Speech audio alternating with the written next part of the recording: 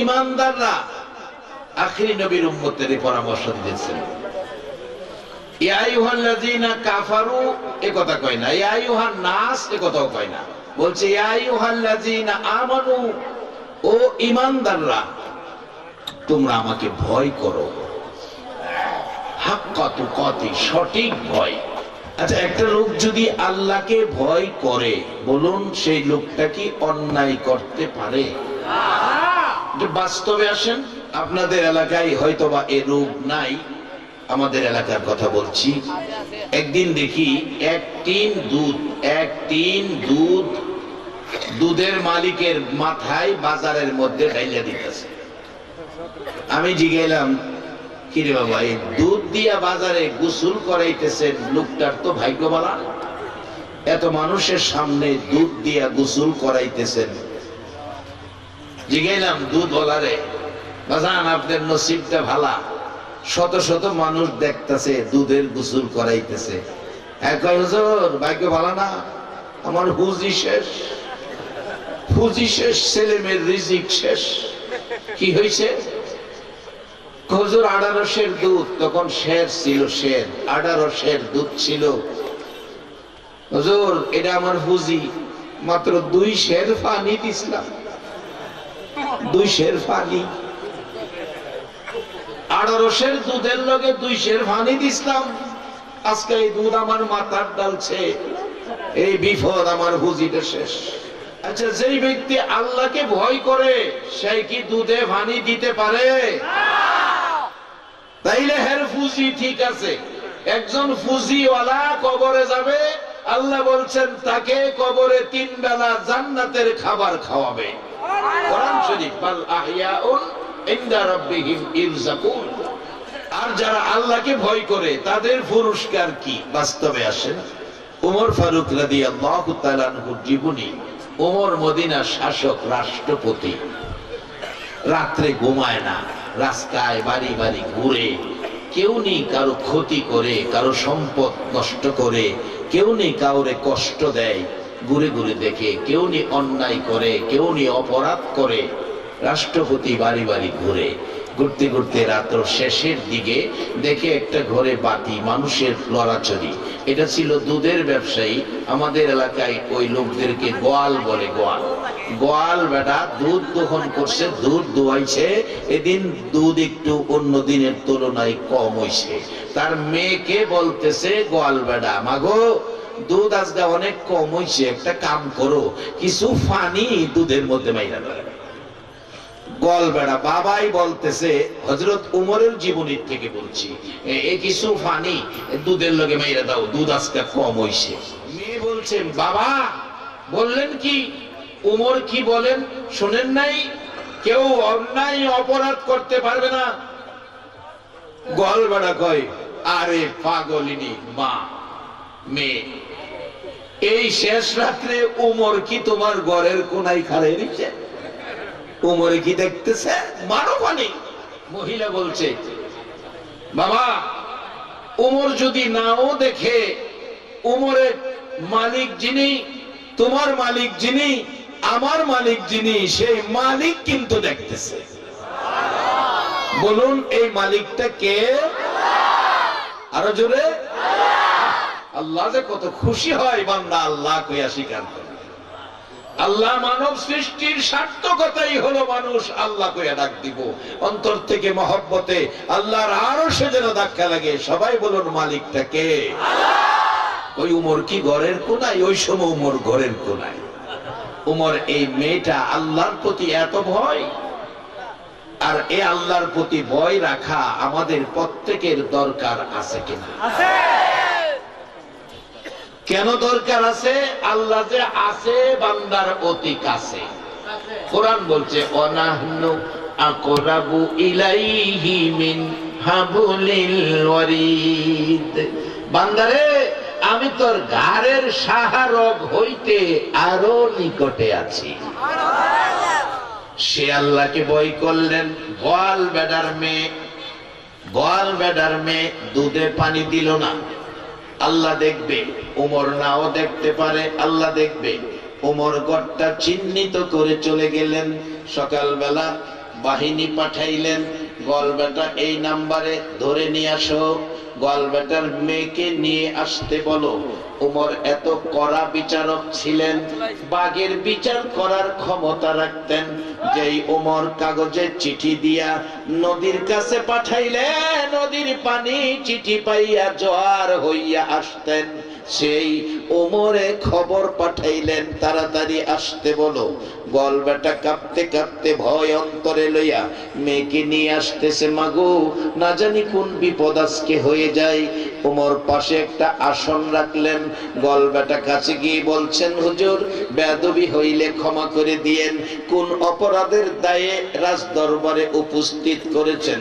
উমর বললেন, কথা হবে পরে, আগে আমার পাশে বসেন। পাশে বসেন। গলব্লাডারে রাষ্ট্রপতির কাছে নিয়ে বসাইলেন। ডাকতেছে, আপনার মেয়ে নিয়ে আসছেন? হ। মেয়ে কোথায়? মেয়ে পাশে আছে। ডাকতেছে, ঘরে কে আছো? এই গলব্লাডার মেয়েকে গোসল দিয়ে পোশাক পরাও, ভালো পোশাক পরাও। আমার ছেলেটা কোথায়? ছেলেকে ডাক দাও।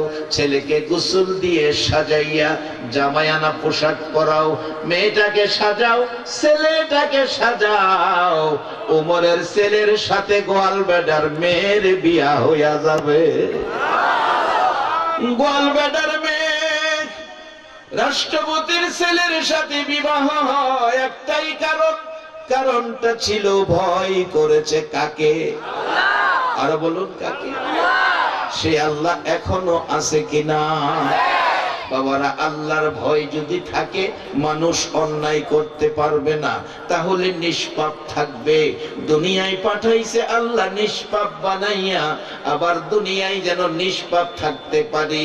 নবী রাসূল পাঠাইছে, ওলি আল্লাহ পাঠাইছে, আলেম ওলামা পিছে পিছে লাইগা রইছে, আমরা যেন নিষ্পাপ হতে পারি।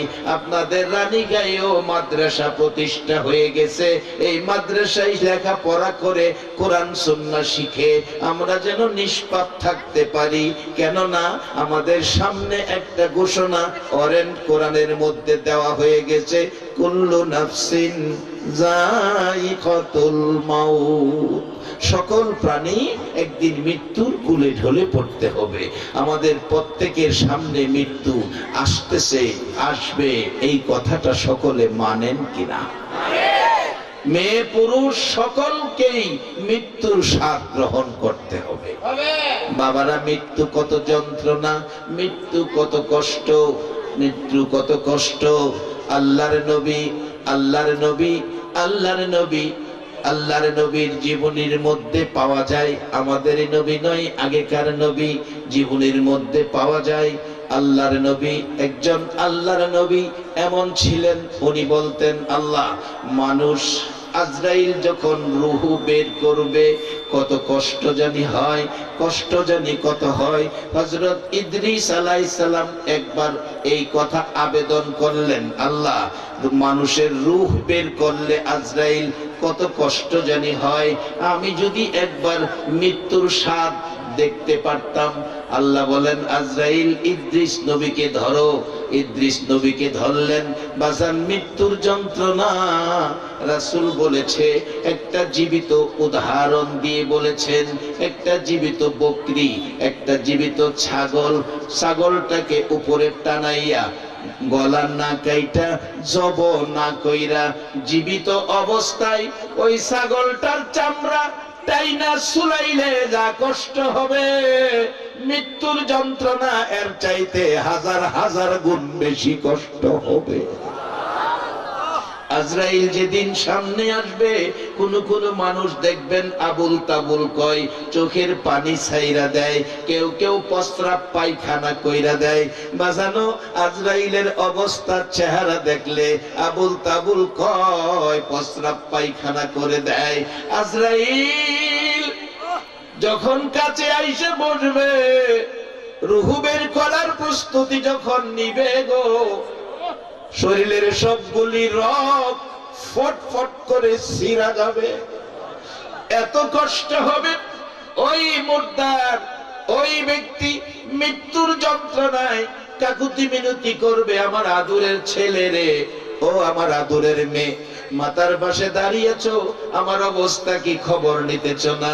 আমার কলিজা শুকাইয়া গেছে, মৃত্যুর যন্ত্রণায় কলিজা শুকাইয়া গেছে, এত কষ্ট, এত শুকানি শুকাইছে, আমারে তোমরা পানি পান করতে দাও। কিতাব লেখে মৃত্যুর যন্ত্রণাকারী এমন পিপাসিত হবে গো, সমস্ত পৃথিবীর নদ নদীর পানি যদি তাকে খাওয়ায়া দেওয়া হয়, মৃত্যুর যন্ত্রণার পিপাসা মিটবে না। বলুন এই সময় আমাদের প্রত্যেকের সামনে আছে কিনা?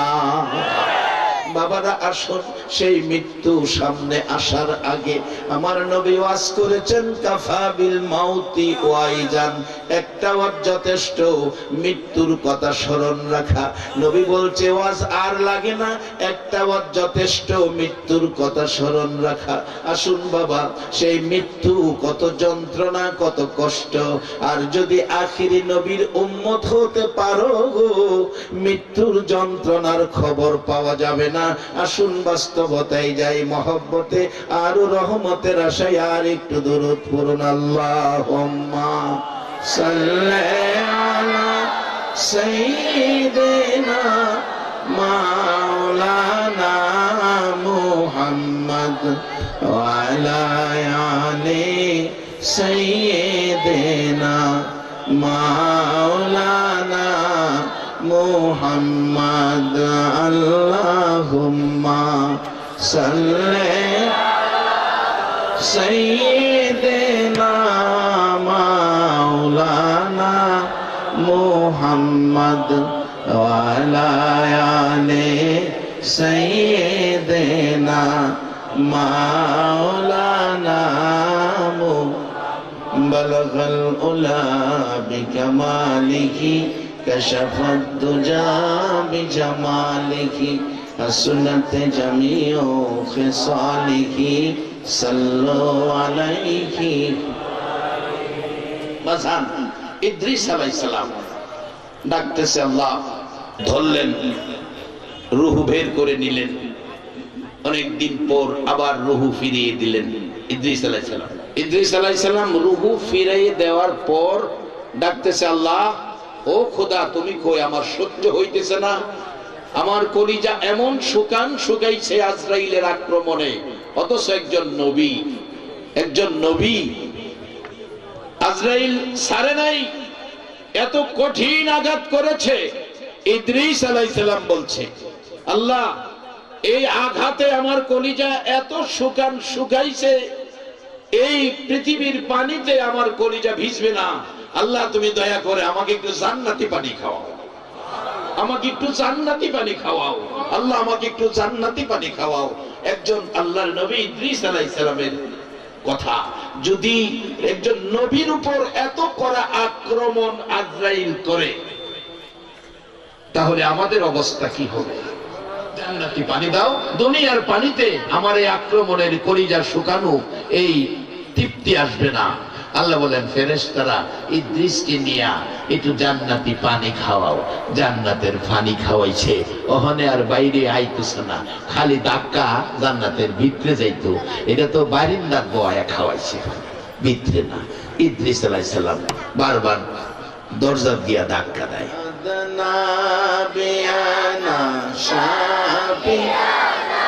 মাওলানা মুহাম্মদ নাবিয়ানা শাফিয়ানা মাওলানা বালাগাল উলা বিকামালিহি কাশাফাত দুজা বিজামালিহি হাসনাত জামিউ খিসালিহি সাল্লু বালাগাল উলা বিকামালিহি কাশাফাত দুজা বিজামালিহি হাসনাত জামিউ খিসালিহি সাল্লু আলাইহি। বাবারা, এই কষ্টদায়ক মৃত্যু আমাদের প্রত্যেকের জীবনে আছে কিনা? মরবেন না এমন কেউ আছেন? একজনও নাই। ইদ্রিস আলাইহিস সালাম ধাক্কাইতেছে বেহেশতের ভিতরে যাইতো, ভিতর থেকে জিগায়, কে কে? ইদ্রিস নবী কয়, আমি আল্লাহর নবী ইদ্রিস। পানি খাইছি, পানি এত মজা, বেহেশতের পানি, ভিতরে জানি আরো কত মজা।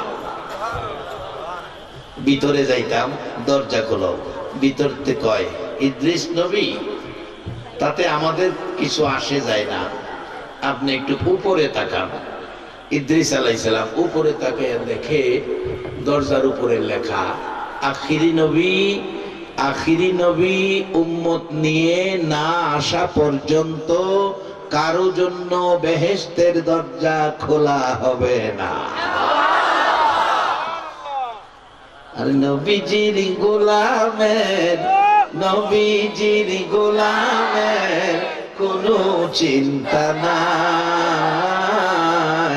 চলো নবীজির জান্নাতে মদিনাতে যাই, চলো নবীজির জান্নাতে মদিনাতে যাই। কে কে যাবে মদিনায়? মদিনাতে কান্দে নবী উম্মতের মায়া। কে কে যাবে মদিনায়? মদিনাতে কান্দে নবী উম্মতের মায়া। দিন রজনী কান্দেন যিনি, দিন রজনী কান্দেন যিনি, শুয়ে রোয়া যায়। চলো নবীজির জান্নাতে মদিনাতে যাই, চলো নবীজির জান্নাতে মদিনাতে যাই। কঠিন হাসরের দিনে বেহেশতে যাবে না নবী উম্মত বি। আল্লাহু আকবার বলো। কঠিন হাসরের দিনে বেহেশতে যাবে না নবী উম্মত বি। মাফ করিয়ে দিবেন আল্লাহ, মাফ করিয়ে দিবেন আল্লাহ নবীর উসিলায়। চলো নবীজির জান্নাতে মদিনাতে যাই, চলো নবীজির জান্নাতে মদিনাতে যাই। ইদ্রিস নবী বলেন, উপরে তাকাইয়া দেখি সুন্দর করে লেখা, আখিরি নবী উম্মত নিয়ে না আসা পর্যন্ত কারো জন্য বেহেশতের দরজা খোলা হবে না। আমার নবী মেরাজের সফরে রজব চাঁদের 27 তারিখ যাচ্ছে, চতুর্থ আকাশে ইদ্রিস আলাইহিস সালামের সাথে দেখা। প্রশ্ন করলেন, ইদ্রিস তুমি সশরীরে জান্নাতে গেলা, নাজ নিয়ামত খাইলা, হুরবালা দেখলা, কি তোমার ভাগ্য, কি তোমার নসিব, কত তোমার সুন্দর নসিব। ইদ্রিস আলাইহিস সালাম বললেন, হুজুর যা বলেছেন সবই ঠিক আছে, কিন্তু এতটা ভাগ্য আমার ভালো হয় নাই গো নবী, যে ভাগ্য হবে গো নবী আপনার উম্মতে। হুজুর আমি বেহেশতের ভিতরে ঢোকার জন্য দরজায় ধাক্কা দিলাম, ভিতর থেকে জিজ্ঞেস করে কে? বললাম আমি আল্লাহর নবী ইদ্রিস। আমাকে বলল উপরে তাকাও, তাকাইয়া দেখি লেখা, আখিরি নবী উম্মত নিয়ে না আসা পর্যন্ত কারো জন্য বেহেশতের দরজা খোলা হবে না। হুজুর ইদ্রিস নবী না হইয়া যদি আখিরি নবীর উম্মত হইয়া যাইতাম গো নবী, তাহলে আমার জন্য দরজা খোলা হইতো। আরে সেই নবীর উম্মত হইয়া বলুন ভাগ্য ভালো না খারাপ? সেই আজরাইলের কঠিন কঠিন আযাব থেকে, কঠিন মৃত্যুর যন্ত্রণা থেকে বাঁচতে বলুন আপনারা চান কিনা? তাহলে দুধের মধ্যে পানি দেওয়া যাইব কিনা? দুধের মধ্যে পানি দিলে কামটা ভালো হইব না খারাপ হইব? এই জাতীয় একটা উদাহরণ দিলাম দুধ ও পানি, এই জাতীয় অনেক রোগ আছে আমাদের দেশে। কিছু ভাইয়ের আছে একটু লেখাপড়া শিখছে, শিক্ষিত জ্ঞানী, ছোট ভাই বোনেদের সম্পদ নিজের নামে লেখালেই পড়ছে, আবার হজ করতে গেছে। এবার ছোট ভাই বোনেদের হক মাইরা আবার হজ করতে গেছে। এবার বলুন, এ হজ দিয়া তার জীবন লাভ হইব না লস হইব? আজরাইলের আযাব থেকে বাঁচবো না শান্তি পাইব? ফিডা ফিডা সাইজ ফিরালে এই মৃত্যুর যন্ত্রণার থেকে বাঁচার জন্য এই পথটা খুঁজা বাইর করতেছি। আপনাদের কষ্ট হইতো না তো? তবে বাঁচানো আস্তে আস্তে বেঁচে থেকে দাও, আস্তে আস্তে সহজ পথ, আরো আস্তে দাও। জন বেটা তো কারেন্টের ভ্যানের চেয়েও করা। দেই বাজান আস্তে আস্তে দে। আল্লাহ হায়াত দেখ, আল্লাহ রুলি বানায় দেখ, হাফেজ আলেম বানায় দেখ। সকলে বলো না বাজান। একটা রূপ দুধ পানি দেউন যেত না। আখিরি নবীর উম্মতের চরিত্রে বেজাল কোনো কাজ থাকতে পারে না। ছোট ভাই বোনেদের হক মাইরা খাওন যাইত না, নামাজ মনসারণ যাইব। আযাব থেকে বাঁচার পথগুলি কইতাছি। দুধ পানি দেউন যাইত না, ভাই বোনেদের হক মারণ যাইত না। বাপের সন্তান যারা, বাপের অংশ যে যা পাইব, আবার আরেকটা করব, দামি দামি জায়গাটি নিজের নামে, কম দামি জায়গাটি ভাইয়ের নামে, এমনও যাতে না হয়। সঠিক বন্টন করে ভাই বোনেদের হক দিয়ে দিবেন। এরপরে নামাজ, 5 ওয়াক্ত নামাজ। আখিরি নবীর উম্মতের জন্য 5 ওয়াক্ত নামাজ পড়া দরকার আছে কিনা?